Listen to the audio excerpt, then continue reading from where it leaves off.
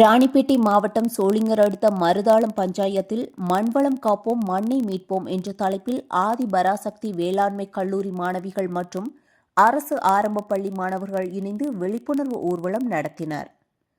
வேளாண்மை அலுவலர் பாலாஜி, ஊராட்சி மன்ற தலைவர் ராதாகிருஷ்ணன், உதவி வேளாண்மை அலுவலர் சிவக்குமார், தலைமை ஆசிரியர் உஷா முன்னிலையில் நடைபெற்ற இந்த ஊர்வலத்தில் ரசாயனமில்லா விவசாயம், நீர், காற்று பாதுகாப்பு குறித்து கோஷங்கள் எழுப்பப்பட்டன.